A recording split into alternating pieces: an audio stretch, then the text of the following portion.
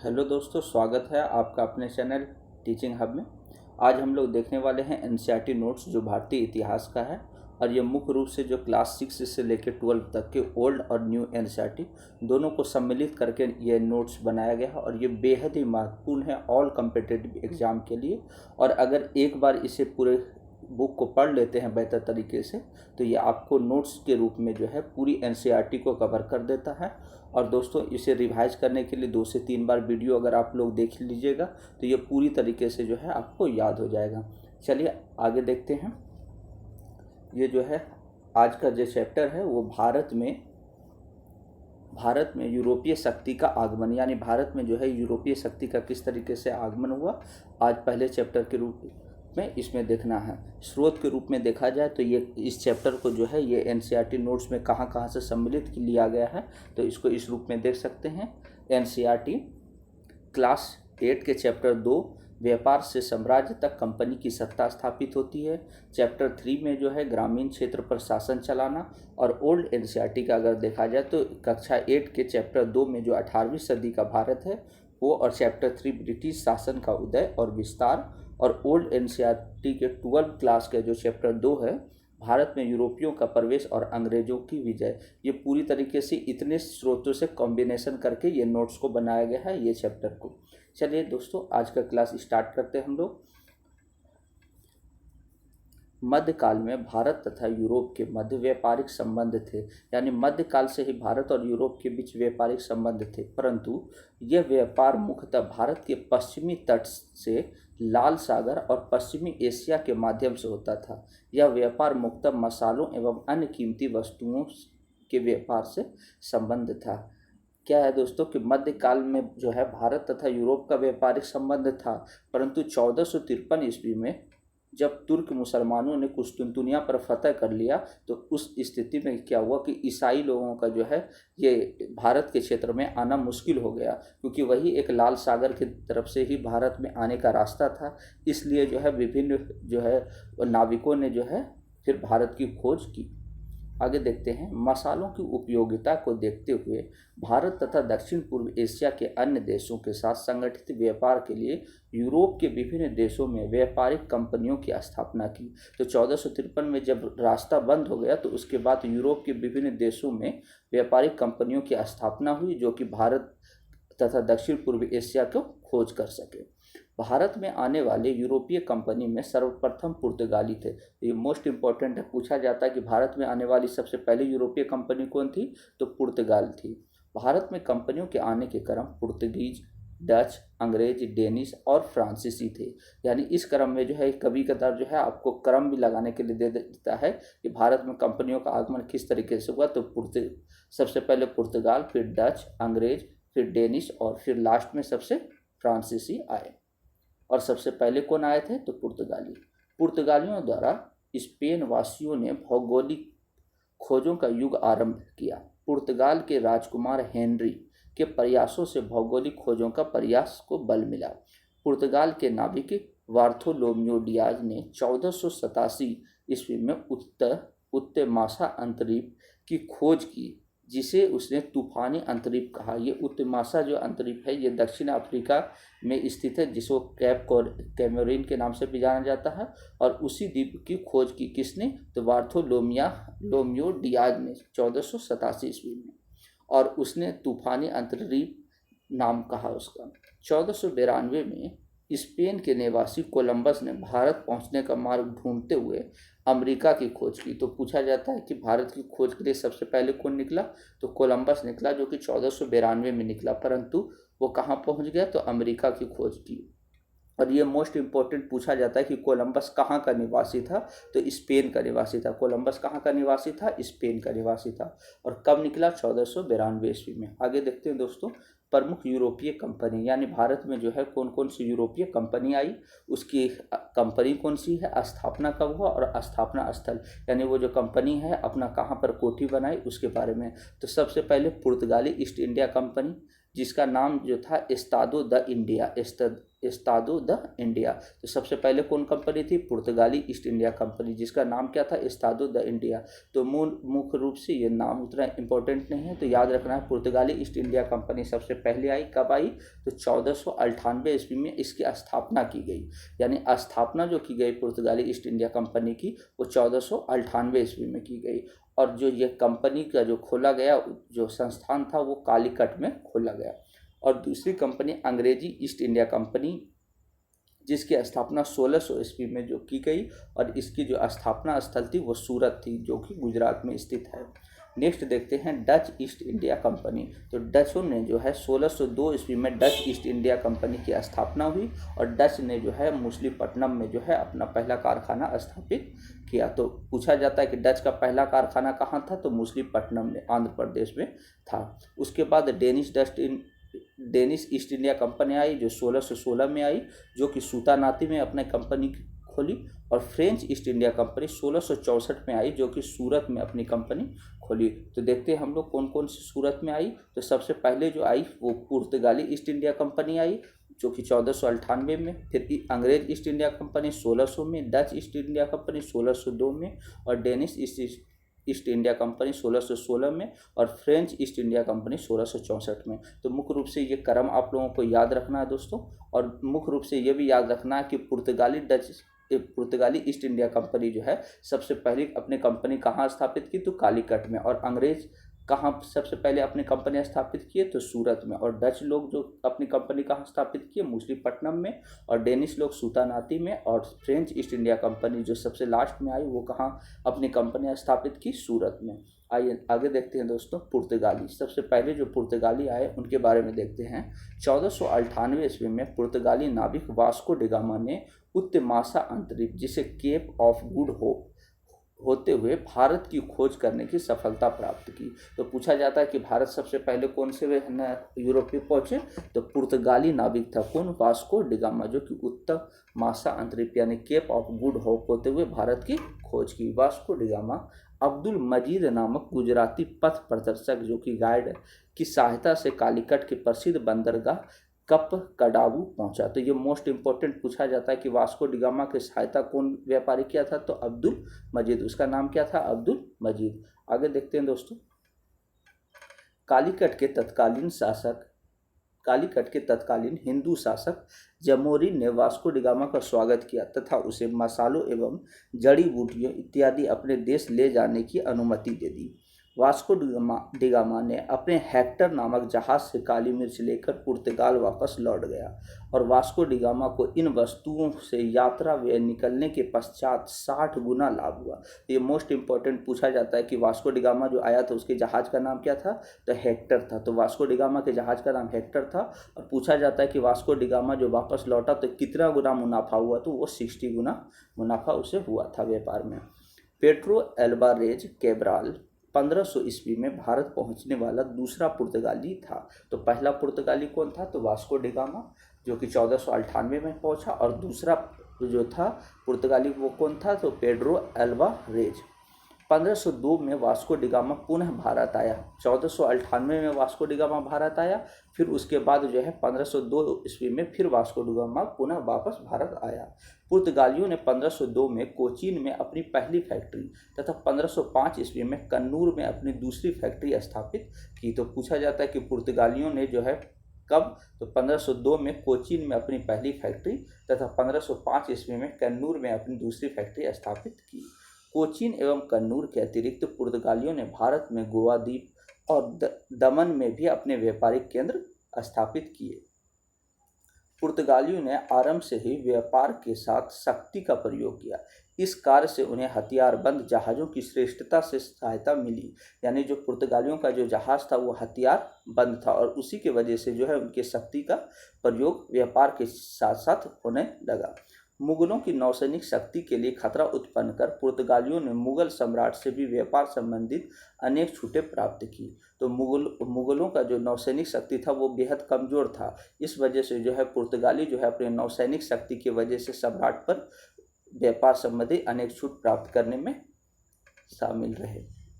आगे देखते हैं। भारतीय क्षेत्र में पुर्तगाली गवर्नर, ये मोस्ट इंपॉर्टेंट है, पूछा जाता है तो भारतीय क्षेत्र में जो पुर्तगाली गवर्नर थे सबसे पहले कौन थे, तो फ्रांसिस्को डी अल्मेडा, जो कि 1505 से लेकर 1509 ईस्वी तक रहे। भारत में ये प्रथम पुर्तगाली गवर्नर थे। तो पूछा जाता है भारत के प्रथम पुर्तगाली गवर्नर कौन थे, तो अल्मेडा थे। इसने कन्नूर, कोचीन तथा अंजादीप में किले का निर्माण करवाया। भारत के संदर्भ में इसने ब्लू वाटर पॉलिसी अपनाई। तो इसमें सबसे मोस्ट इम्पोर्टेंट पूछा जाता है कि ब्लू वाटर पॉलिसी जो है किसने अपनाई, तो ब्लू वाटर पॉलिसी जो है अल्मेडा के द्वारा अपनाया गया, जो कि भारत में पुर्तगाली का प्रथम गवर्नर था। नेक्स्ट था दूसरा नंबर अल्फांसो डी अल्बुकर्क। तो मुख्य रूप से अल्बुकर्क के नाम से जाना जाता है, याद रख सकते हैं हम लोग दोस्तों। 1509 से लेकर 1515 ईस्वी तक यह भारत का दूसरा पुर्तगाली गवर्नर था। इसे भारत में पुर्तगाली शक्ति का वास्तविक संस्थापक माना जाता है। 1510 ईस्वी में गोवा पर अधिकार करने वाला पुर्तगाली वायसराय अल्फांसो डी अल्बुकर्क था। तो इसमें मोस्ट इंपॉर्टेंट अल्बुकर्क से दो पूछा जाता है कि पुर्तगाली शक्ति का वास्तविक संस्थापक कौन था, तो अल्बुकर्क था। और जो है गोवा पर पुर्तगाली जो वायसराय अल्फांसो डी अल्बुकर्क था, इसने गोवा पर अधिकार कर लिया, तो गोवा जीता तथा वास्तविक संस्थापक के रूप में अल्बुकर्क को माना जाता है। तीसरा था Nuno da Cunha. Nuno da Cunha भी इम्पोर्टेंट है कि जो कि अल्बुकर्क के पश्चात नीनो डी कुन्हा गवर्नर बना। इसने 1530 ईस्वी में पुर्तगाली प्रांतों की राजधानी कोचीन से बदलकर गोवा में स्थापित किया और 1534 ईस्वी में दीव एवं बेसिन गुजरात के तत्कालीन शासक बहादुर शाह से प्राप्त किया। तो दीव तथा बेसिन का जो क्षेत्र था वो किससे प्राप्त किया, तो बहादुर शाह से, जो कि गुजरात का शासक था। तो नीनो डी कुन्हा में मुख्य रूप से याद रखना है कि इसने कोचीन से अपनी राजधानी स्थानांतरित कर कहाँ कर दी, गोवा। तो नीनो डी कुन्हा जो है कोचीन से स्थानांतरित अपनी राजधानी कर गोवा कर दी। तीसरा नंबर है अल्फांसो डिसूजा। चौथा नंबर है अल्फांसो डिसूजा। इसका जो कार्यकाल था 1542 से लेकर 1542 तक ही रहा, जो मतलब छोटा कार्यकाल सबसे रहा। नीनो डी कुन्हा के पश्चात मार्टिन अल्फांसो डिसूजा गवर्नर बना। इसके समय में प्रसिद्ध जेसुइट संत फ्रांसिस्को जेवियर गोवा आए थे। तो पूछा जाता है कि फ्रांसिस्को जेवियर जो गोवा आए थे, प्रसिद्ध जो संत थे, वो किसके कार्यकाल में आए थे, तो अल्फांसो डिसूजा के कार्यकाल में, जो कि जो है पुर्तगाली अंतिम गवर्नर था। आगे देखते हैं। भारतीय क्षेत्रों पर पुर्तगालियों के अधिकार का एक प्रमुख कारण यह था कि दक्षिण भारत मुगल साम्राज्य से बाहर था, इसलिए पुर्तगालियों को मुगलों की शक्ति का सामना नहीं करना पड़ता था। 16वीं शताब्दी के उत्तरार्ध में इंग्लैंड तथा हॉलैंड के तत्पश्चात फ्रांस ने भी व्यापारिक और प्रतिद्वंदी शक्तियां प्राप्त की।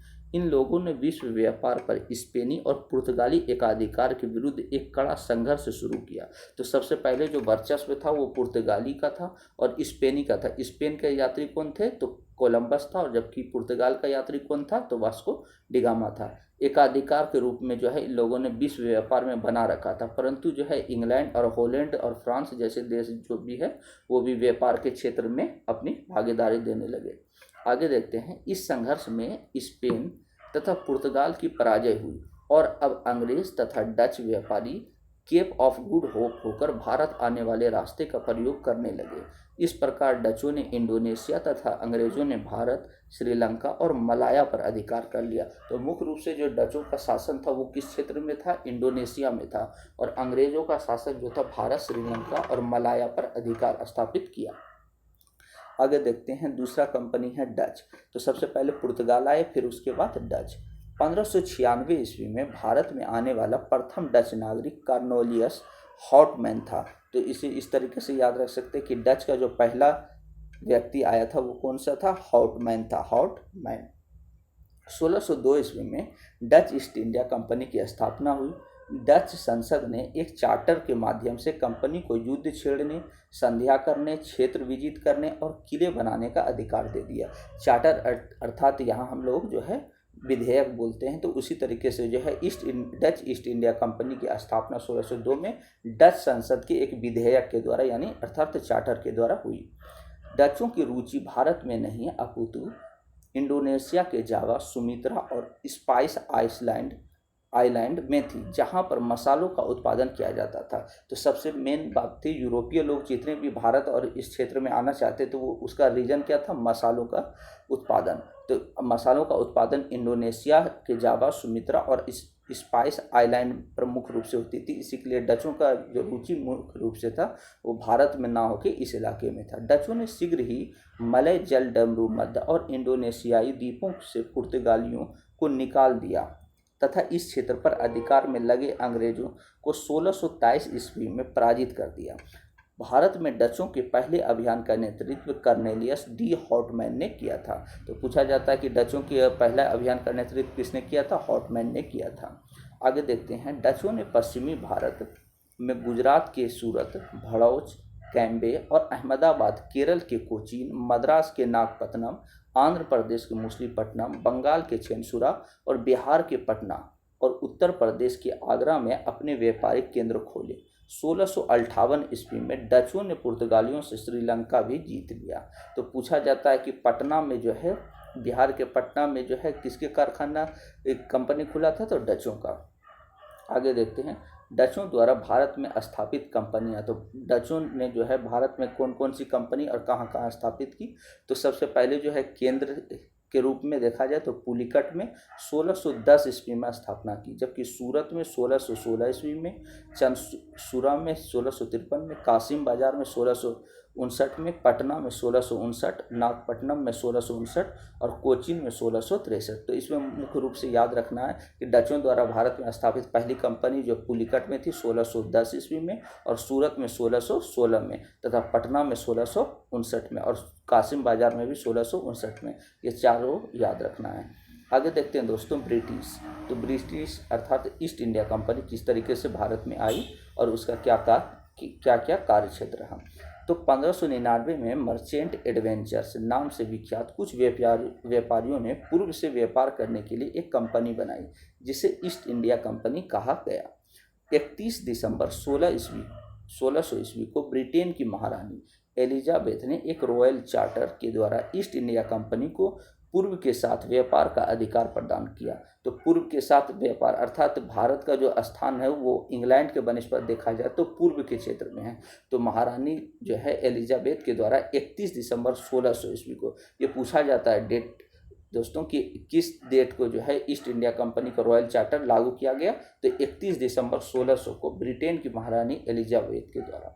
आगे देखते हैं दोस्तों, 1608 ईस्वी में इस कंपनी ने भारत के पश्चिमी तट पर स्थित सूरत में एक फैक्ट्री खोलने का निश्चय किया और कैप्टन हॉकिंस को मुगल बादशाह जहांगीर के दरबार में शाही आज्ञा लेने के लिए भेजा। तो सबसे पहले 1608 ईस्वी में जो है इस कंपनी ने भारत के पश्चिमी तट पर सूरत में जो है फैक्ट्री खोलने का निश्चय किया और जो है कैप्टन हॉकिंस को मुगल के दरबार में, मुगल बादशाह जिस समय जहांगीर थे उनके दरबार में भेजा गया। एक्चुअली 1605 ईस्वी में जो है अकबर की मृत्यु हो गई थी, उसके बाद जहांगीर जो है इस गद्दी पर बैठा था, जबकि महारानी एलिजाबेथ के द्वारा जो पत्र लिखा गया था वो अकबर के नाम से ही भेजा गया था। एक शाही फरमान के परिणाम स्वरूप कंपनी को पश्चिमी तट पर अनेक स्थानों पर फैक्ट्रियां खोलने की आज्ञा मिल गई। यानी जहांगीर ने जो है बहुत सारे शाही फरमान जारी कर बहुत सारे क्षेत्रों पर जो है फैक्ट्रियां खोलने की आज्ञा दे दी। अंग्रेजों ने दक्षिण में अपनी पहली फैक्ट्री मूसलीपट्टनम में 1611 ईस्वी में स्थापित की, किंतु शीघ्र ही उनकी गतिविधियों का केंद्र मद्रास हो गया, जिसका पट्टा वहां के स्थानीय राजा ने उन्हें प्रदान कर दिया था।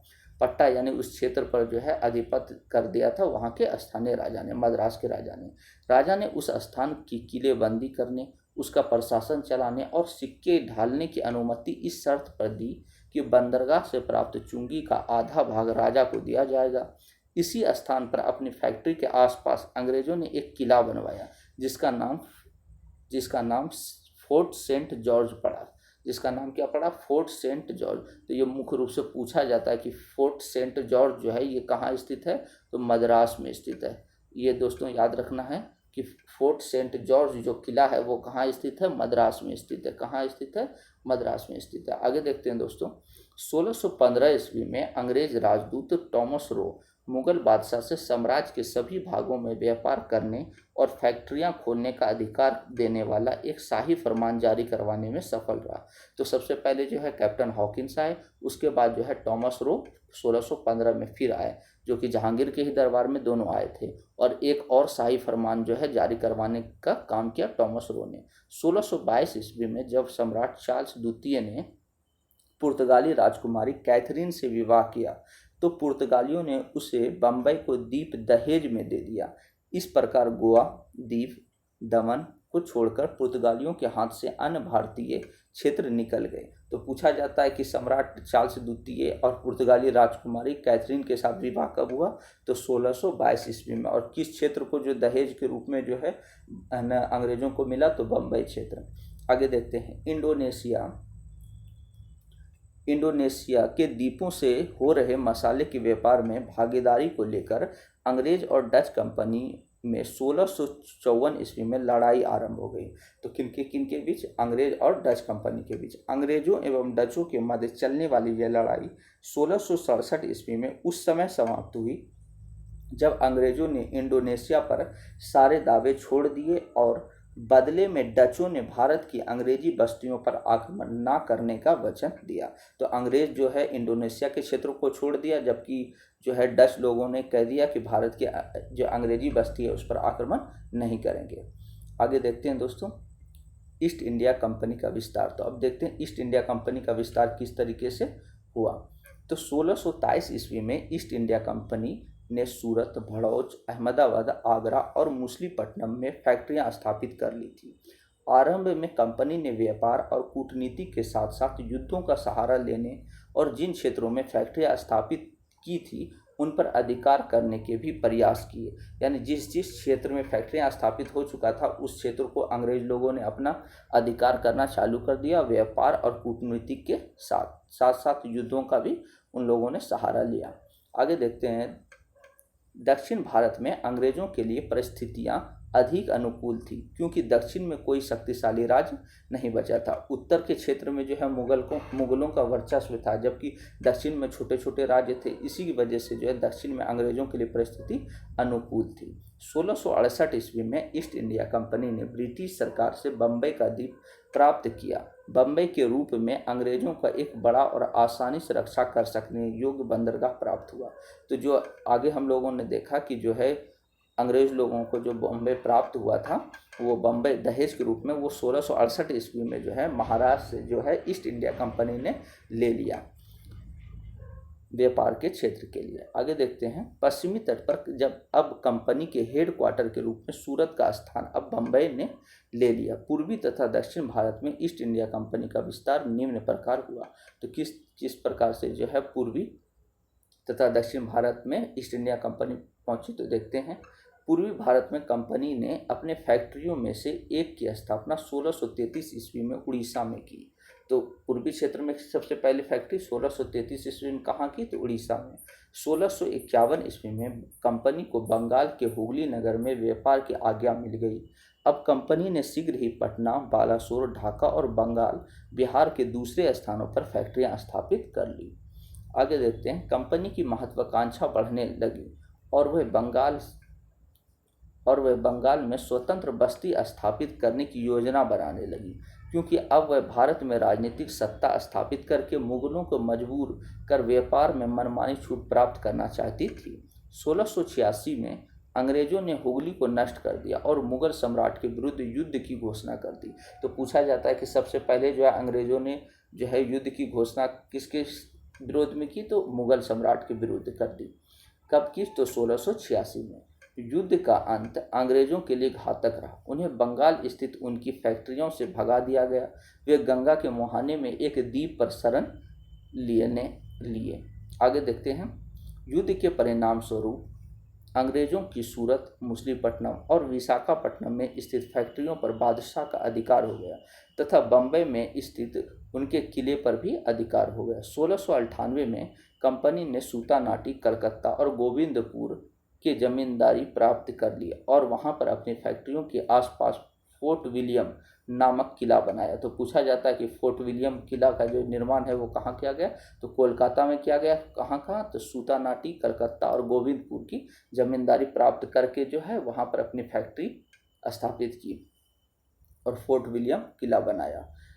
आगे देखते हैं 1717 ईस्वी में कंपनी ने सम्राट फारुखसियार से एक फरमान प्राप्त किया। तो ये मोस्ट इंपॉर्टेंट है, पूछा जाता है कि फारुखसियार ने कब फरमान जारी किया, तो 1717 ईस्वी में, जिसमें 1691 ईस्वी में उन्हें प्राप्त विशेष अधिकारों को दोबारा मान्यता मिल गई और उन्हें गुजरात एवं दक्कन तक भी बढ़ा दिया गया। यानी पहले जो है 1691 ईस्वी में जो विशेष अधिकार प्राप्त था, 1717 में फारुखसियार ने और भी आगे के लिए उस अधिकार को बढ़ा दिया और साथ साथ गुजरात और दक्कन के भी क्षेत्र को उसमें इंक्लूड कर दिया, यानी जोड़ दिया।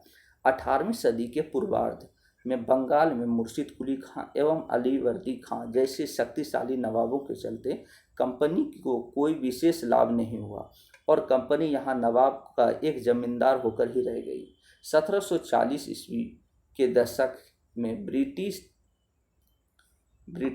ईस्ट इंडिया कंपनी की राजनीतिक सत्ता स्थापित करने को बल मिला तथा उस समय मुगल साम्राज्य का पतन आरंभ हो गया था।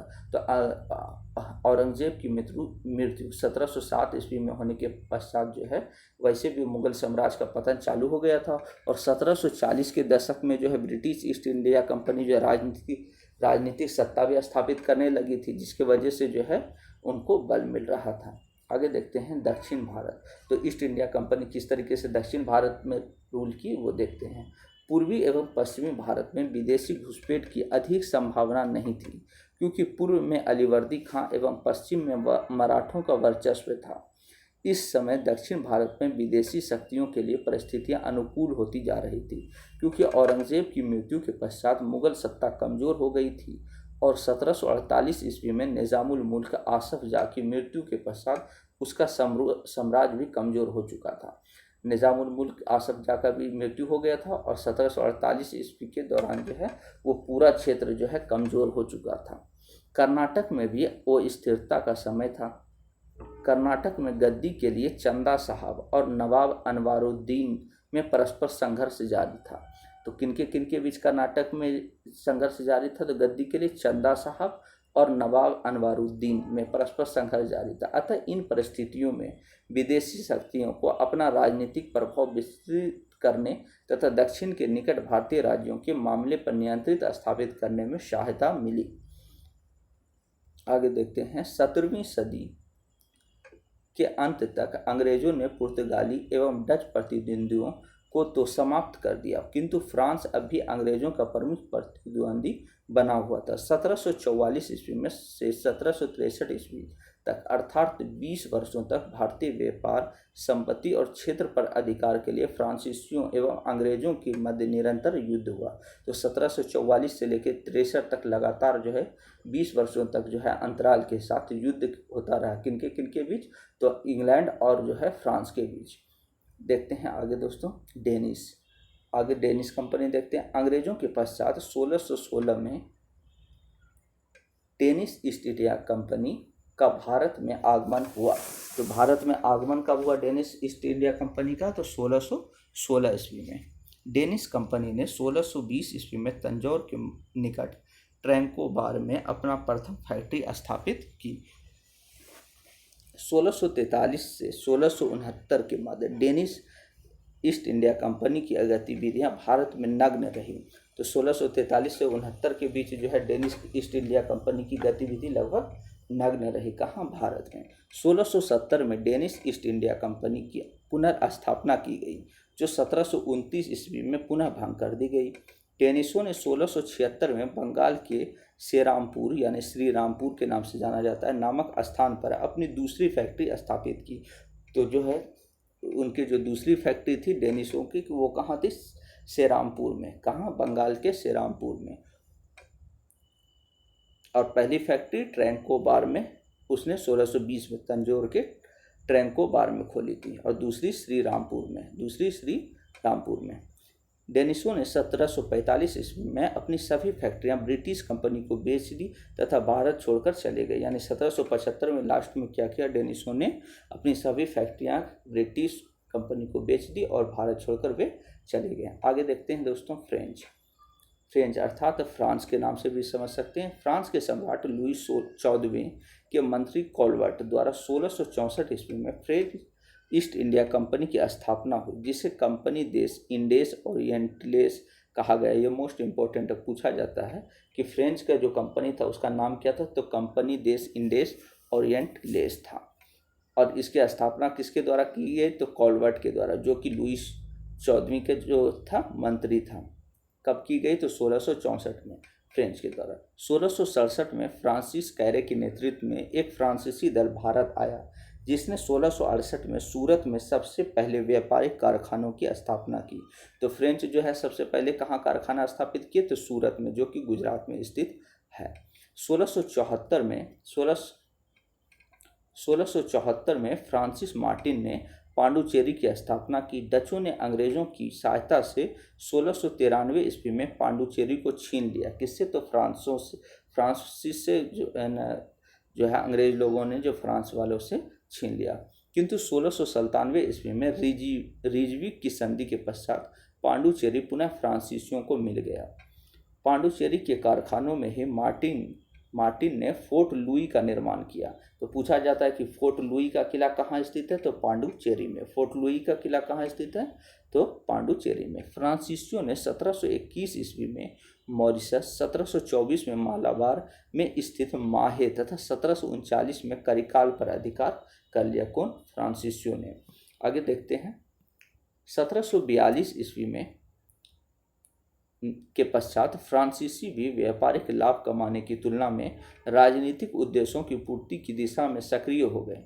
परिणाम स्वरूप अंग्रेज और फ्रांसीसियों के मध्य युद्ध आरंभ हो गया। तो अंग्रेज और फ्रांसीसियों के बीच युद्ध आरंभ हो गया, जिसे आंग्ल फ्रांसीसी संघर्ष के नाम से जाना जा सकता है।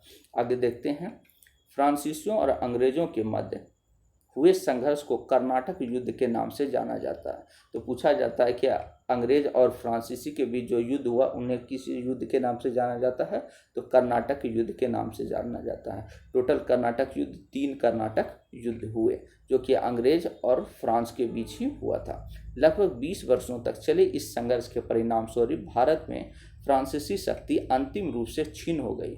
भारत पर अंग्रेजों का शासन स्थापित हो गया और अंत में जो है फ्रेंच को भी जो है ईस्ट इंडिया कंपनी अर्थात अंग्रेज लोगों ने हरा दिया। आगे देखते हैं कर्नाटक का प्रथम युद्ध। टोटल कितने युद्ध हुए, तो 3 युद्ध हुए। उसमें जो पहला युद्ध था वो इसका समय याद रखना है 1746 से 48। जो प्रथम युद्ध हुआ कर्नाटक का वो 1746 से 48 हुआ। कर्नाटक का प्रथम युद्ध अंग्रेजों व फ्रांसीसियों के मध्य लड़ा गया। यह युद्ध यूरोप में हुए ऑस्ट्रिया के उत्तराधिकारी युद्ध से प्रभावित था और 1748 ईस्वी में एक्स ला चैपल की संधि द्वारा ऑस्ट्रिया का उत्तराधिकार युद्ध समाप्त हो गया, जिसके फलस्वरूप कर्नाटक का प्रथम युद्ध भी समाप्त हो गया। इस संधि के परिणाम स्वरूप फ्रांसीसियों ने अंग्रेजों को मद्रास वापस लौटा दिया। तो मद्रास वापस लौटा दिया किसने, तो फ्रांसीसियों ने अंग्रेजों को, जो कि उस क्षेत्र पर विजय हुआ था। तो प्रथम कर्नाटक युद्ध कब हुआ, 1746 से 48। उसमें कौन सी संधि हुई, तो एक्स ला चापल की संधि, एक्स ला चापल की संधि। और द्वितीय कर्नाटक युद्ध 1749 से 54 तक हुआ, जबकि तृतीय कर्नाटक युद्ध 56 से लेकर 63 तक हुआ, यानी 1756 से लेकर 1763, जिसे सप्तवर्षीय युद्ध के नाम से भी जाना जाता है। आगे देखते हैं हम लोग द्वितीय कर्नाटक युद्ध, जो कि 1749 से लेकर 54 तक हुआ। पहला कब तक हुआ, 1746 से लेकर 48, जबकि द्वितीय कर्नाटक युद्ध 49 से 54।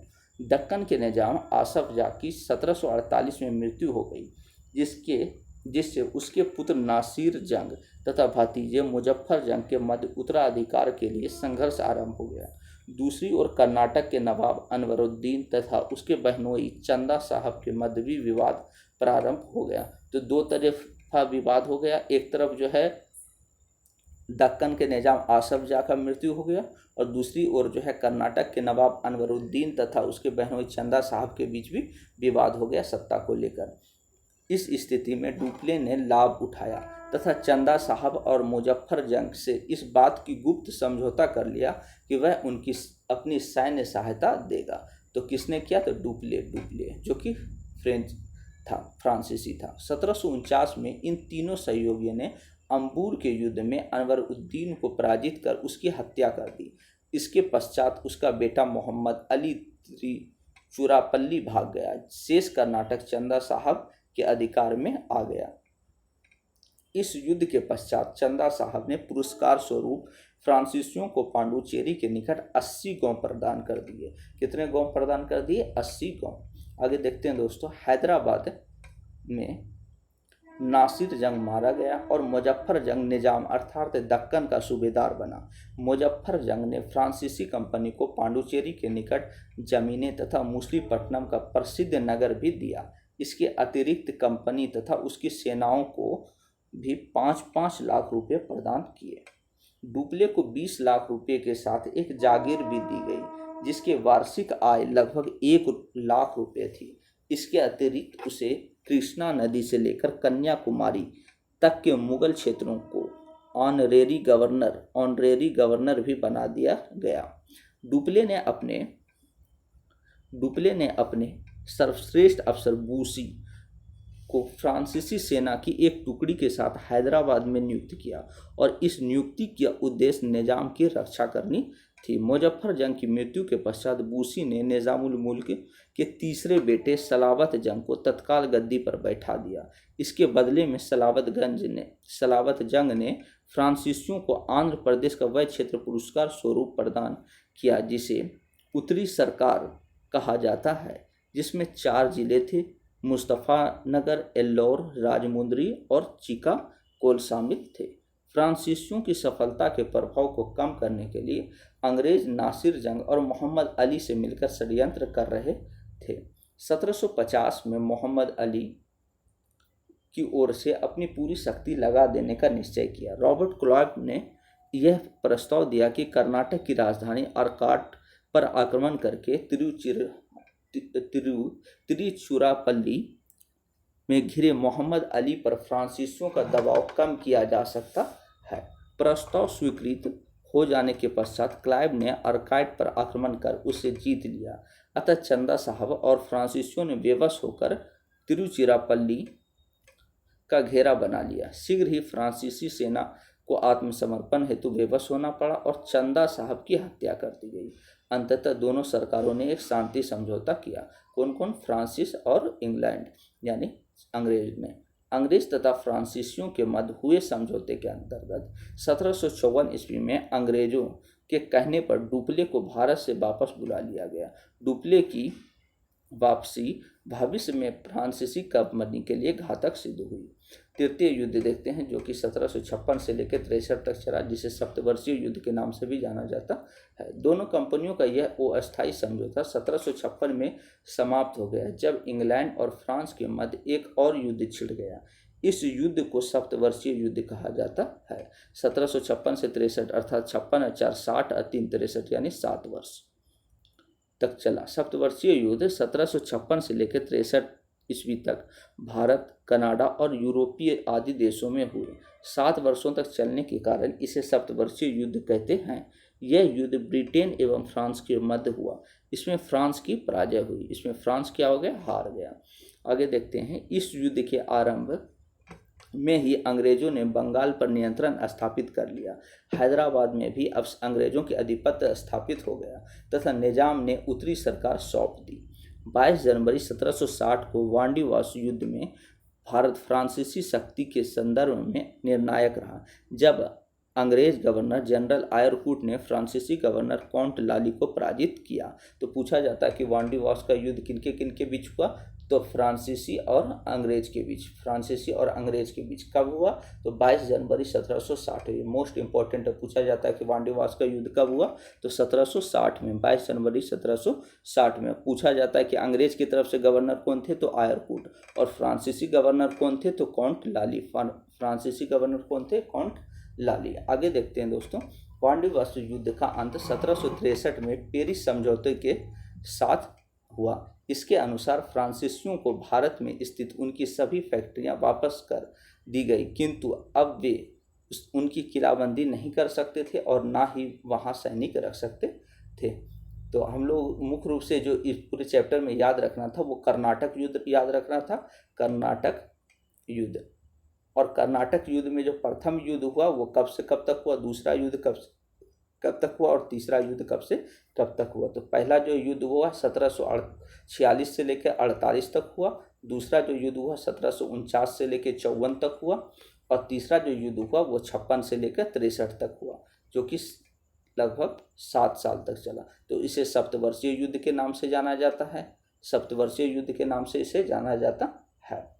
और इसमें जो पहला जो युद्ध था वो ऑस्ट्रिया से संबंधित था, विवाद 1749 से 54 के बीच। जो दूसरा कर्नाटक युद्ध हुआ वो वहाँ कर्नाटक में जो है सत्ता स्थानांतरण करने से संबंधित था। और ये जो 1756 से 63 था वो सप्तवर्षीय युद्ध जो कि ब्रिटेन और फ्रांस के बीच हो रहा था। इसमें जो सबसे पहले संबंधी है तो ए पापे के रूप में याद रख सकते, ए पापे। पहले में एला पेले की संधि, दूसरे में पांडुचेरी की संधि और तीसरे में पेरिस की संधि हुई थी। तो सप्तवर्षीय युद्ध में कौन सी संधि हुई थी, पेरिस की संधि। थैंक यू दोस्तों, अगर आप लोगों को ये वीडियो अच्छा लगा हो तो प्लीज़ चैनल को सब्सक्राइब एवं लाइक एंड शेयर कर दें, और इसी तरीके से और भी वीडियो पाने के लिए प्लीज़ चैनल को सब्सक्राइब कर दें। थैंक यू दोस्तों।